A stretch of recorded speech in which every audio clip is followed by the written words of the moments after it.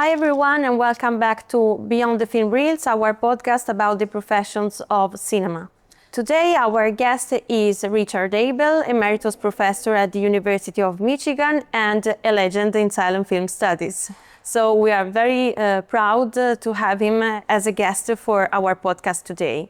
The questions will be made by Matteo Alocci, who is one of our students of the MA program in Music and Performing Arts. So please, Matteo, make your questions. We could start with the Giornate del Cinema Muto. Which film has impressed you the most at this year's festival? And if there is a film you're especially looking forward to seeing? Well, there are a number that have impressed me quite a bit. One, of course, were the shorts by Louis Fouillade, and there are more coming up. I mean, I hadn't seen those shorts probably in, 30, 40 years, something like that. So it was really interesting to see them again and in terrific prints. And they hold up very, very well. Les Vipères, The Cour et la Gente are really quite amazing films. But also the Chinese film yesterday, Love and Duty, or at least the English translation. I mean, if you want an example of a good melodrama, that is a perfect choice to make. Just amazing acting. The only problem, I think, with that film at the very end is believing the change in the father and former husband. But otherwise, just amazing film.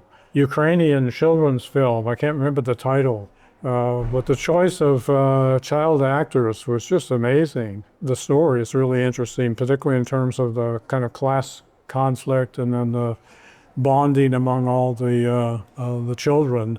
By the end, one thing that I was thinking about was all of those kids probably by the 30s and into the 40s with the war would probably be in the war, and how many of them really survived. I mean, that's something one has to think about often, particularly in looking at the 1920s films and younger people in those films and what happened to them. Did you miss the presence of Western films? Oh, I don't think I missed it. And also Saturday morning, there is another Harry Carey Western, The Scarlet Drop. I just heard that the George Eastman Museum has found another, 9 or so William S. Hart films and is restoring them and is doing some sort of program. That may end up here as well in the future sometimes. Fingers crossed that it comes here. Yes. Your recent book explores stage prologues near the American movie theaters. What drew you to this topic and what surprised you the most during your research? Well, I knew almost nothing about stage prologues before I started to do research, and what prompted it was a dissertation at the University of Michigan on the continuation of vaudeville acts into movie houses from the 30s into the early 50s, particularly black performers, Cab Calloway, Duke Ellington, etc., who were extremely popular, more popular sometimes than the films. And so I started wondering if there was something like this that happened before, not just discrete vaudeville acts, but anything else. And just reading through the trade press, I was amazed to find so much material on stage prologues and so many photographs of the stage settings, because the stage prologues were extremely ephemeral, much more than the films actually. So to have so many photographs of at least the stage settings, sometimes multiple photographs, was really surprising. I mean, there were a number of things that were really surprising. One is that the stage prologues were not only put on in kind of palace cinemas, big cinemas, but also in cinemas in mid-sized towns and small towns. There were small towns that put on stage prologues. They had to use fairly expensive backdrops, scrims, transparencies, all sorts of crops.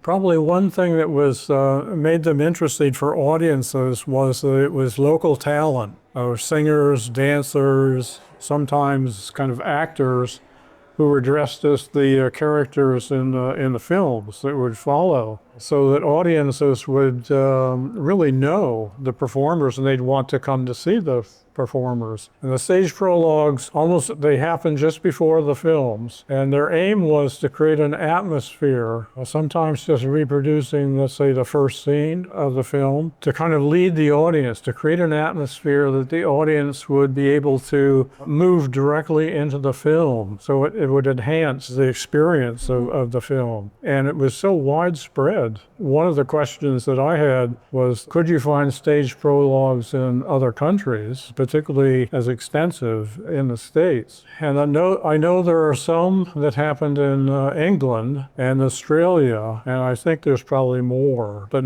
I don't think ever as extensive as in the States. They may have just been for big films or big cinemas in other countries, but I still would like to know more about that.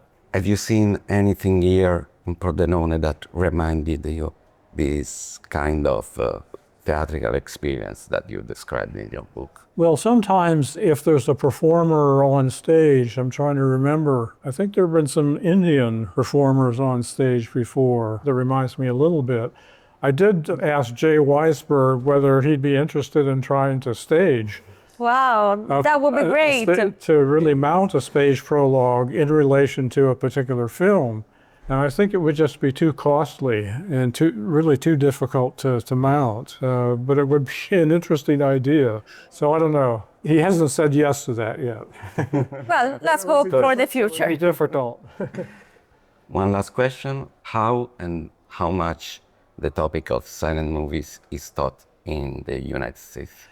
I think it's becoming taught less and less, unless it's part of another course. I mean, I haven't taught now for about 12 or 13 years, so I'm not the best authority on that. But I know that the University of Michigan in Ann Arbor, we did have a series of film history courses, and the first one was really silent cinema.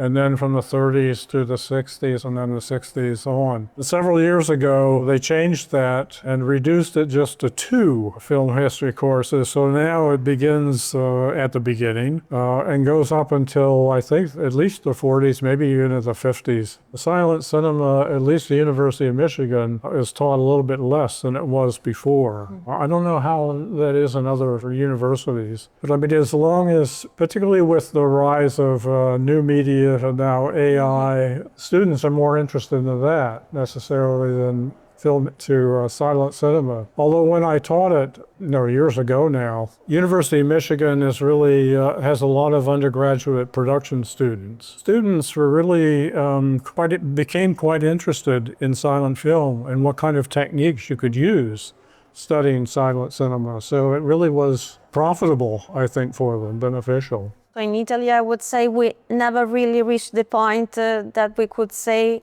we are teaching silent film courses in many universities. Yeah. Yes, so let's say that we haven't reached that stage yet, so we cannot say we are teaching it less and less, not yet at least. Yes.